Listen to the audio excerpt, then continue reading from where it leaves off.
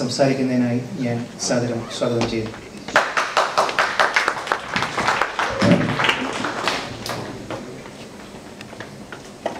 വേദിയിലും സദസ്സിലുമുള്ള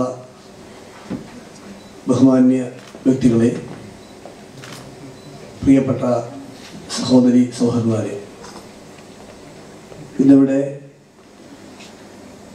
അന്തർദേശീയ Malayali achievement award night 2014 ഈ ചടങ്ങിൽ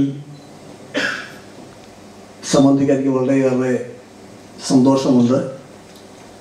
അതിലുപരിയായി പാരീസിലെ ഇന്ത്യൻ കമ്മ്യൂണിറ്റിയെ, മലയാളി സമൂഹത്തിനെ കാണാനും പരിചയപ്പെടാനും കഴിഞ്ഞത് വളരെയേറെ സന്തോഷമുള്ള ഒരു കാര്യമാണ്. എന്നെ പരിചയപ്പെടുത്തിയതുപോലെ ഞാൻ കേരള ഗവൺമെൻറ്റിൽ സാംസ്കാരിക വകുപ്പിൻ്റെ മാത്രമല്ല, പ്രവാസി മലയാളികളുടെ കൂടി വകുപ്പിൻ്റെ ചുമതലയുള്ള മന്ത്രിയാണ്. നിങ്ങളെല്ലാം പ്രവാസി മലയാളികളാണ്.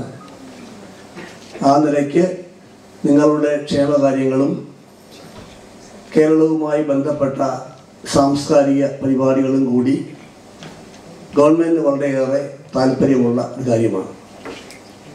ഞാനിവിടെ യാദൃച്ഛികമായിട്ട് വന്നതാണ്. കഴിഞ്ഞ 3 ദിവസമായി ലണ്ടനിൽ നടന്ന ഇന്ത്യ ഗവൺമെൻറ്റിൻ്റെ പ്രവാസി ഭാരതീയ സമ്മേളനത്തിൽ പങ്കെടുക്കാനായി ലണ്ടനിലായിരുന്നു. മടക്കയാത്രയിലാണ് ഈ പരിപാടിക്ക് ക്ഷണിച്ചു വരാൻ വേണ്ടി എനിക്ക് അവസരമുണ്ടായത്. യൂറോപ്പിൽ മലയാളികളുടെ സാന്നിധ്യം താരതമ്യേന കുറവുള്ള ഒരു മേഖലയാണ് ഈ പ്രദേശം. പക്ഷേ എങ്കിലും ഇത്രയേറെ ആളുകളുടെ സാന്നിധ്യം ഇവിടെ ഉണ്ടായിരിക്കും വളരെയേറെ സന്തോഷമുണ്ട്. പ്രത്യേകിച്ചും ശ്രീ അക്കിത്തം അടക്കമുള്ള ബഹുമാന്യ വ്യക്തികൾ ഈ സദസ്സിലുണ്ട്. തീർച്ചയായും കേരളത്തിൻ്റെ സംസ്കാരം, കേരളത്തിൻ്റെ പാരമ്പര്യം നമ്മളെല്ലാം അഭിമാനിക്കുന്ന ഒരു കാര്യമാണ്.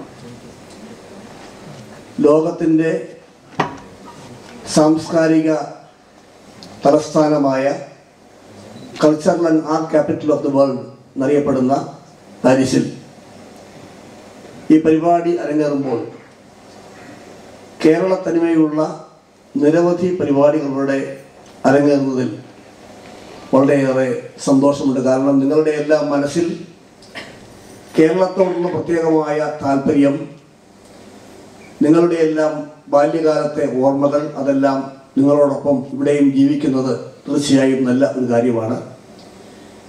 നിങ്ങളുടെ 2ാം തലമുറയ്ക്ക് കൂടി, ഇവിടെ ജീവിക്കുന്ന സെക്കൻഡ് ജനറേഷന് കൂടി കേരളം അന്യമാകാൻ പാടില്ല. കേരളത്തെ മനസ്സിലാക്കാൻ, കേരളത്തിൻ്റെ സാംസ്കാരികമായ തനിമ ഉൾക്കൊള്ളാൻ കഴിയുന്ന രീതിയിൽ ഈ പരിപാടി നടത്തുന്നത് വളരെയേറെ നല്ല ഒരു കാര്യമാണ്. നീട്ടിക്കൊണ്ട് പോകുന്നില്ല. തീർച്ചയായും ലോകത്തെമ്പാടും മലയാളി സമൂഹത്തിൻ്റെ വലിയ സ്വാധീനം എല്ലാ രംഗത്തുമുണ്ട്. യൂറോപ്പിൽ പല രാജ്യങ്ങളിലും നിർണായകമായ സാന്നിധ്യം മലയാളി സമൂഹത്തിനുണ്ട്.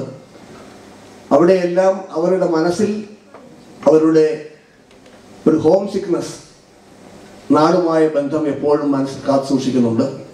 നേരത്തെ പറഞ്ഞതുപോലെ ആ ഒരു നാടിനോടുള്ള ബന്ധം, കേരളത്തിൻ്റെ സാംസ്കാരികമായ ഔന്നത്യം നിലനിർത്താൻ കഴിയണമെങ്കിൽ അത് നമുക്ക് 2ാം തലമുറയ്ക്ക് കൂടി പകർന്നു കൊടുക്കാൻ സാധിക്കണം.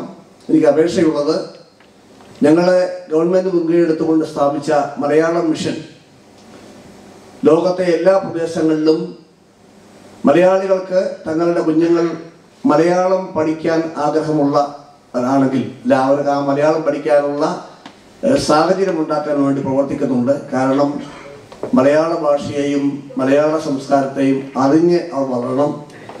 അത്തരം കാര്യങ്ങൾക്കെല്ലാം ഗവൺമെൻറ് എല്ലാവിധ പിന്തുണയും അറിയിച്ചുകൊണ്ട് ഈ ചുരുങ്ങിയ സദസ്സിൽ ഇത്രയേറെ നാടിനെ സ്നേഹിക്കുന്ന, നാടിൻ്റെ ഗൃഹാതുരത്വ ഓർമ്മകൾ മനസ്സിൽ സൂക്ഷിക്കുന്ന നിങ്ങൾക്ക് എല്ലാവർക്കും എല്ലാവിധ ആശംസകളും നേരുന്നു.